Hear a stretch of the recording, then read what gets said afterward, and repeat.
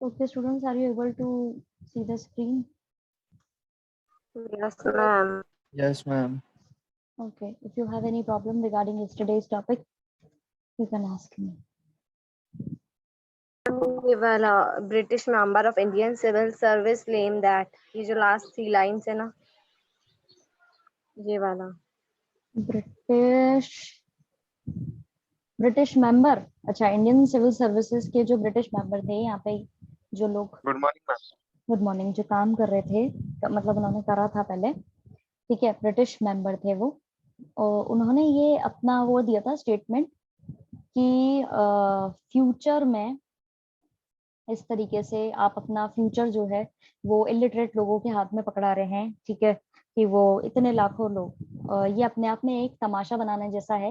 यानी ये जो डेमोक्रेसी के अंदर जो चीजें करवा रहे थे ना, कि इलेक्शन करवाना है इनको और प्रॉपरली, उसके बाद में सरकार चुनी जाएगी और फिर लोग बागों के ऊपर प्रॉपर रिप्रेजेंट करते हुए उनको ही एक सरकार को ये चलाएंगे, थी इस चीज के लिए इन्होंने बोला था ब्रिटिश मेंबर्स ने कि अपना इस तरीके से अपने इतने लाखों लोगों के उसमें अपने देश का जो वो भी तक जब आजादी मिली मिली है, उसके बाद में इनके हाथ पर अपना फ्यूचर थमाना जो है अपने तमाशा बनाने जैसा है।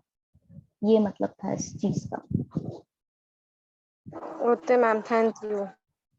और किसी को कोई दिक्कत? No ma'am.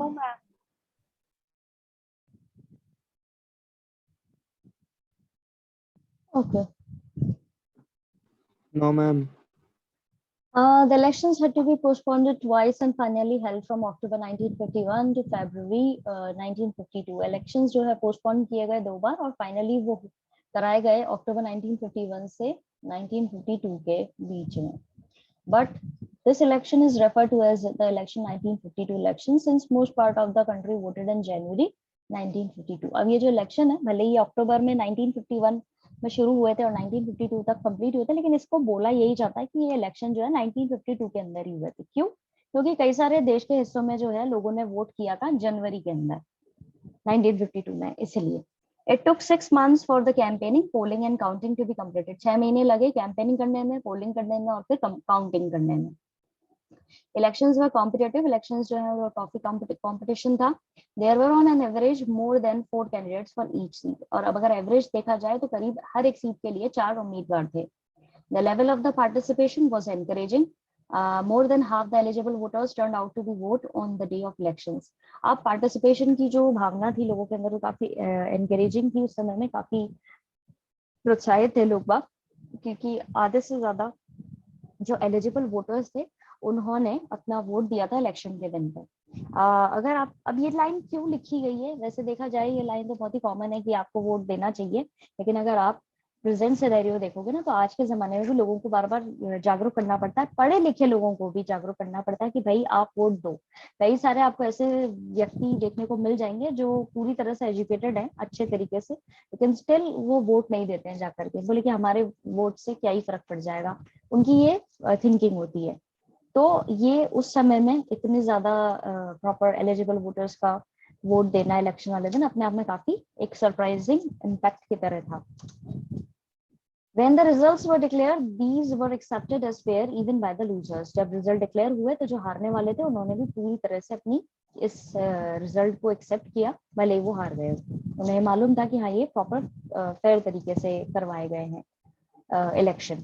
The Indian experiment had proved the critics wrong. अब ये इंडियन एक्सपेरिमेंट जो हुआ था इतने बड़े लेवल पर वोट करवाना, इलेक्शन करवाना, वो जितने भी जो क्रिटिक्स थे, जिन लोगों ने भी निंदा करी थी, क्रिटिसाइज किया था इस चीज को, उसको इंडियन एक्सपेरिमेंट ने पूरी तरह गलत साबित कर दिया कि नहीं, भले ही हमारा देश इतना बड़ा है, भले हमारे देश में इतनी लिटरेसी है, लेकिन फिर भी हमने इस चीज को अंजाम दे दिया। The Times of India held that the polls have confounded all those skeptics who thought the introduction of adult franchisee too risky an experiment in this country. अब यहाँ पर अलग अलग अखबारों के अंदर जो भी चीज छापी गई है वो स्टेटमेंट आपको देखने को मिलेंगे कि कौन कौन सी चीज को लेकर के जो है लोगों ने बोला था, जो देश का, हमारे देश का वो किया था, निंदा करी थी उस चीज के लिए।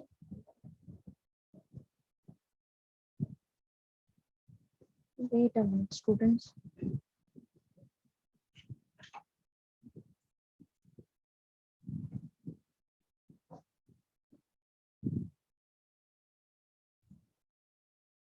तो जिन भी लोगों ने हमारे उसकी हम पर शक किया था, उस सारी चीजों के लिए टाइम्स ऑफ इंडिया ने लिखा कि भाई उन सब लोगों को मुंह पर एक जवाब मिला है, जिन लोगों ने भी हमारी अडल्ट फ्रेंचाइजी वाली चीज के लिए बोला था कि ये बहुत बड़ा रिस्की एक्सपेरिमेंट है हमारे देश के लिए। फिर the Hindustan Times claim that there is a universal agreement that the Indian people have conducted themselves admirably in the largest experiment in democratic elections in the history of the world। Hindustan times ने लिखा कि ये अपने आप में एक universally agree करवाया है सब लोगों को, इंडिया के लोगों ने, कि भाई एक अद्भुत तरीके से यहाँ पे ये जो एक्सपेरिमेंट किया गया वो अपने आप में जो हिस्ट्री है यहाँ पे, जो इतिहास है, वो इतिहास रचने जैसा है। इतना बड़ा एक्सपेरिमेंट करा के उसको सक्सेसफुली इन्होंने इम्प्लीमेंट करा दिया, तो ये अपने आप में दुनिया में एक इतिहास रचने जैसा है। ये हिंदुस्तान टाइम्स ने लिखा। बेसिकली दो अखबारों के बारे में बोला गया, टाइम्स ऑफ इंडिया और द हिंदुस्तान टाइम्स, उन्होंने अपने वो स्टेटमेंट दिए हैं। ऑब्जर्वर्स आउटसाइड इंडिया वर इक्वली इम्प्रेस्ड, और जो बाहर के लोग थे, इंडिया के बाहर के, वो भी इक्वली इम्प्रेस्ड थे। India's general election of 1952 became a landmark in the history of democracy all over the world। India के जो जनरल इलेक्शन हुए थे 1952 के अंदर, ये अपने आप में एक बहुत बढ़िया लैंडमार्क बन गए, जो इतिहास है पूरी दुनिया का डेमोक्रेसी को लेकर के उसमें। It was no longer possible to argue that democratic elections could not be held in conditions of poverty or lack of education। अब ये चीज पर बहस करना कि भाई डेमोक्रेटिक इलेक्शंस गरीबी में और कम पढ़े लिखे लोग हैं उनके बीच में नहीं हो सकता, ये चीज पर कोई भी बहस नहीं कर सकता। It prove that democracy could be practised anywhere in the world. ये प्रूव करता है कि डेमोक्रेसी जो है वो कहीं पे भी प्रैक्टिस की जा सकती है दुनिया भर में। समझ में आया? किसी को कोई दिक्कत इस पैराग्राफ के अंदर? मैम ये जो ये when the results were declared, these were accepted as fair even by the losers। The Indian experiment had proved the critics wrong। एक बार ये वाला वापस बताइए।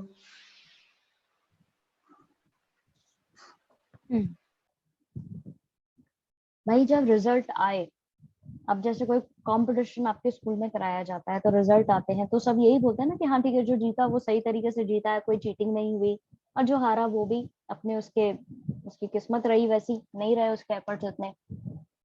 ऐसा तो नहीं होता ना कि चीटिंग करी है, कि नहीं यहाँ तो कुछ धोखेबाजी हुई है, कि नहीं इन्होंने वोटिंग सही से नहीं करवाई, कि इन्होंने सही से काउंट नहीं करे, वो चीज नहीं। यहाँ पे यही बोला जा रहा है कि हारने वाला जो था उसने भी अपनी हार पूरी तरह से एक्सेप्ट करी कि हाँ ठीक है, फ्री और फेयर इलेक्शंस हुए हैं, किसी भी तरह की इसमें धोखेबाजी नहीं की गई है, कोई करप्शन नहीं किया गया है, कोई गलती नहीं की गई है, तो हम हमारी हार स्वीकार करते हैं। और फिर इंडियन एक्सपेरिमेंट जो ये बोला जा रहा था कि ये इंडिया अपनी एकदम आजादी के बाद में इतने सारे लोगों के साथ में बहुत ज्यादा बड़े लेवल पे एक्सपेरिमेंट कर रहा है, बहुत बड़ा डेमोक्रेसी को लेकर के, कि भाई इनको डेमोक्रेसी चाहिए, उस चीज को देखते हुए इलेक्शन करा रहा है, तो उस चीज के ऊपर जितने भी लोग निंदा कर रहे थे, क्रिटिसाइज कर रहे थे, उन सबको इस इंडियन एक्सपेरिमेंट ने, यानी कि ये जो इलेक्शन हुए थे 1952 के, उसने सबका मुंह बंद कर दिया। जो भी इस चीज को लेकर के हमारे देश के ऊपर क्वेश्चन उठा रहे थे, उन सबका मुंह बंद कर दिया। क्यों? क्योंकि ये सक्सेसफुली इलेक्शन करवा लिए थे इन लोगों ने, इसलिए।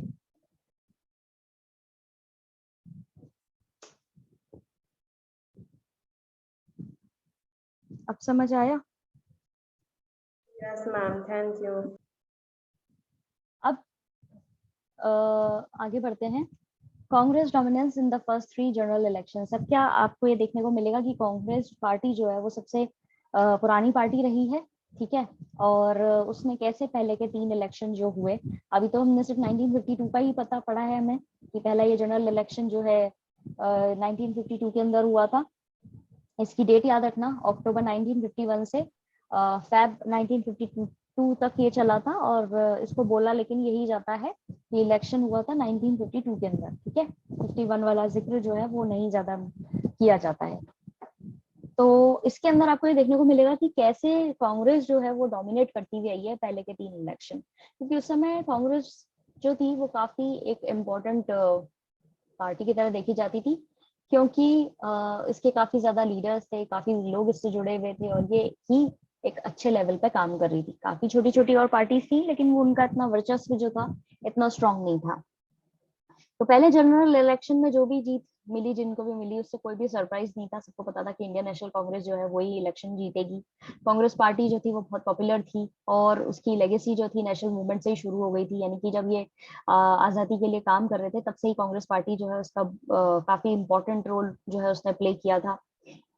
और ये पूरे कंट्री में फैली हुई थी अलग अलग हिस्सों में। ये इकलौती एक ऐसी पार्टी थी जिसके कई सारी ब्रांचेस थी पूरे इंडिया में। फाइनली जवाहरलाल नेहरू जो है उनको पोस्ट ज्यादा एक अच्छे लीडर की तरह देखा जाता था, काफी पॉपुलर थे इंडियन पॉलिटिक्स के अंदर। इसीलिए कांग्रेस कैंपेन जो भी की गई थी, कैंपेनिंग जैसे की जाती है, तो वो इन्होंने ही करी थी और इन्होंने कंट्री का काफी टूर वगैरह किया था। फाइनल रिजल्ट जब डिक्लेयर हुए तो सबको पता था कि कांग्रेस जो है वही जीतेगी, उसी को जीत मिलेगी। पार्टी ने करीब 364 सीट्स इनको मिली थी और 489 सीट्स टोटल थी पहले लोकसभा के अंदर। और कोई भी और बाकी जो चैलेंजर थे वो इतना आगे तक नहीं पहुंचे थे इनके। कम्युनिस्ट पार्टी जो थी इंडिया की, उनको भी कुछ सीटें मिली थी। इसके कंपैरेटिवली देखा जाए तो दूसरी पार्टी थी कम्युनिस्ट पार्टी ऑफ इंडिया, उसको 16 सीटें मिली थी। तो बेसिकली यही सारी चीजें आपको इस पैराग्राफ के अंदर पढ़ने को मिलेंगी।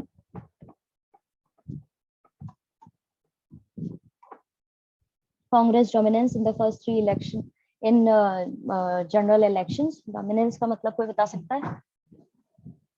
एनीवन? मैम, फिर दूसरों को डोमिनेट करते हो और मतलब अपना जो पावर है एक तरह से वो लगाते हैं और फिर दूसरों पे अपना जो रूल है वो करने की कोशिश करते हो। करेक्ट। अपना दबदबा रखना, अपने अंदर लोगों को रखना। The results of the first general election did not surprise anyone. पहले जो रिजल्ट आए थे जनरल इलेक्शन के, उससे किसी को भी कोई आश्चर्य नहीं हुआ था। The Indian National Congress was expected to win this election. Indian national Congress से ही उम्मीद की जा रही थी कि वही ये जीतेगी election. The Congress Party, as it was popularly known as, inherited the legacy of the national movement.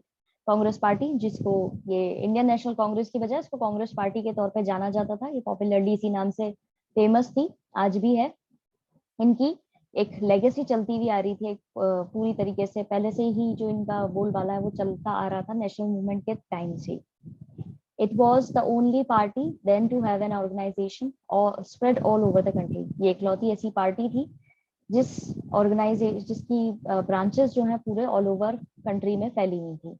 And finally in Jawaharlal Nehru, the party had the most popular and charismatic leader in Indian politics. उस समय में जवाहरलाल नेहरू जो है वो बहुत ही popular और बहुत ही charismatic leader जो है देखे जाते थे इंडियन पॉलिटिक्स के अंदर, काफी पॉपुलर थे। He led the Congress campaign and toured through the country.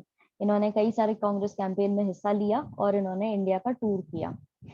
He led the Congress, when the final results were declared, the extent of the victory of the Congress did surprise many. अब जब finally results declare हुए election के बाद में, तो कांग्रेस की जो जीत थी उससे काफी लोगों को जो है एक अंदाजा था कि हाँ ये जीतेंगे, वही चीज यहाँ पे बोली गई है। The party won 364 of the 489 seats in the first Lok Sabha and finished way ahead of any other challenger.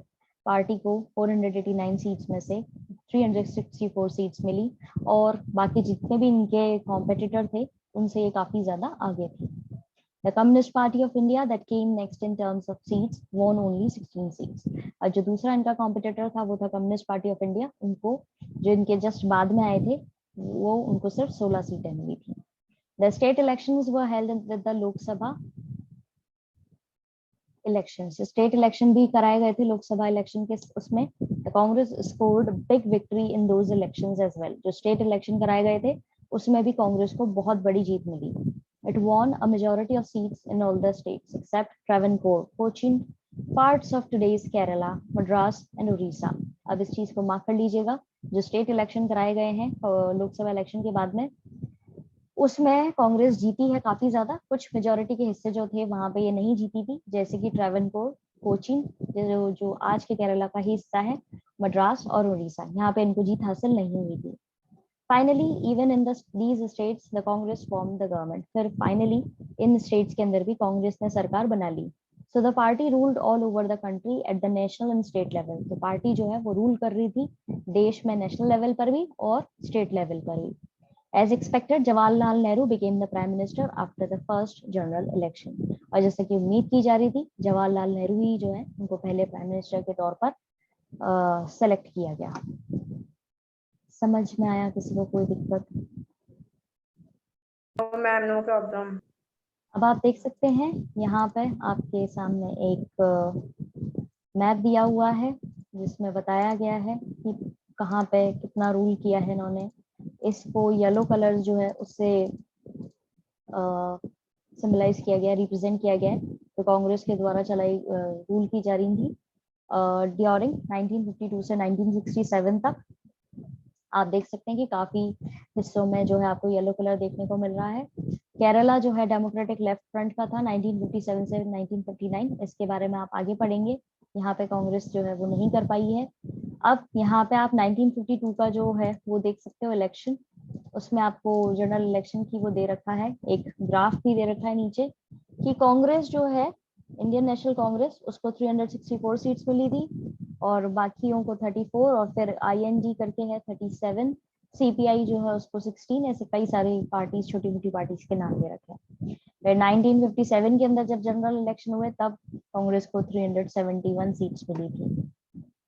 हालांकि CPI को जो है इस बार 27 सीट्स मिली थी, यानी कि पहले से इसमें भी बढ़ोतरी हुई थी। फिर इलेक्शन हुए हैं 1962 के अंदर, थर्ड जनरल इलेक्शन, उसके अंदर कांग्रेस की सीट जो है थोड़ी सी कम हुई है, पहले वाले साल के कंपैरेटिवली 361 हुई हैं और यहाँ पर CPI जो है उसकी 29, इनकी भी कम हुई है और बाकियों की जो है वो कम ज्यादा इम्पोर्टेंट नहीं है। तो ये इस तरीके से आपको देखने को मिल रहा है कि इनके ग्राफ के हिसाब से आप कंपेयर कर सकते हो कि इनको कितना ज्यादा इन्होंने डोमिनेट किया है इस चीज को। ठीक है, क्लियर है?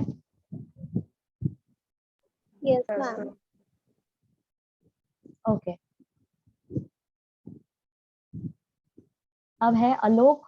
Look at the electoral map on the previous page would give you a sense of dominance of the Congress during the period 1952 to 1962। वही जो हमने मैप अभी देखा है उसके अंदर आपको पता पड़ ही रहा है कि किस तरीके से डोमिनेट करते हुए आए हैं।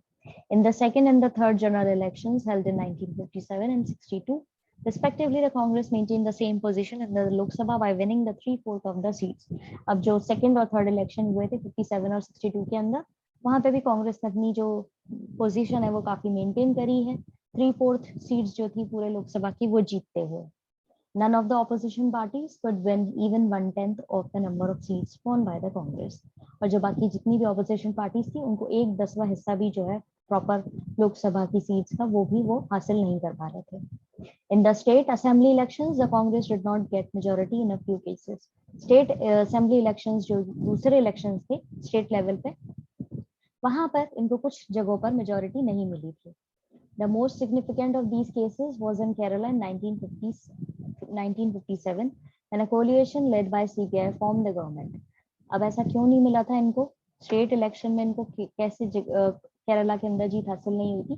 क्योंकि वहां पर जो CPI थी उन्होंने कोई गठबंधन की सरकार करी थी, उस वजह से उनका जो सीट्स थी उनको ज्यादा मिली थी और इनको नहीं मिली थी, इसलिए उन्होंने वहां पर सरकार बनाई थी।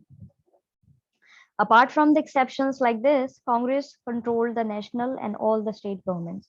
अब अगर केरला वाला एक्सेप्शन हटा दें तो कांग्रेस ने पूरे नेशनल और स्टेट गवर्नमेंट्स को पूरी तरह से कंट्रोल कर रखा था। समझ में आया किसी को कोई दिक्कत? No ma'am, no problem.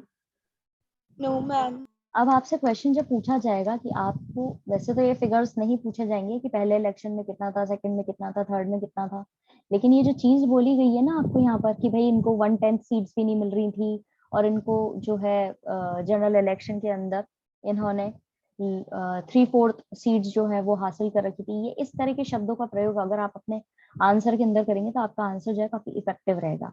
Simply ये लिख देना कि उनको बहुत ज्यादा सीट्स मिली थी देश और बाकियों को कम मिली थी, ये नॉर्मल लैंग्वेज है। लेकिन अगर आप इस तरीके से फिगर्स याद नहीं कर पा रहे हैं, अगर लेकिन आप 3/4 वाली चीज और ये 1/10 वाली चीज जो है अगर आप लिखेंगे तो अच्छा, आपके आंसर जो है काफी इम्प्रूव्ड लगेगा। ठीक है, तो इस तरह की चीजों को आपको यूज करना है अपने उसमें। लेकिन हाँ, ये नहीं होना चाहिए कि आप जो है इनके साल जो जिस साल में ये इलेक्शन कराए गए हैं वो चेंज कर दें। वो आपने नहीं करना है। ये आपको याद रखना है कि पहला 1952 के अंदर हुआ था, दूसरा 1957 और तीसरा 1962। समझ में आया? नेशनल और स्टेट लेवल पे जो सरकारें बनी हैं उनके बारे में समझ में आया? Yes, ma'am. Ma'am. ओके। Yes, ma'am.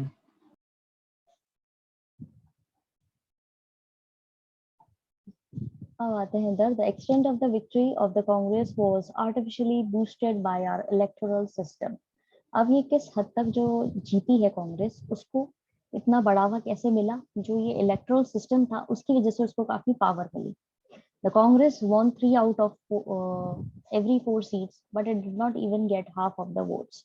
अब यहाँ पे थोड़ा सा समझेंगे अपन कि कांग्रेस जो है उनको हर 4 में से 3 सीट्स मिली थी, लेकिन फिर भी उनको आधे वोट्स जो है वो नहीं मिले थे।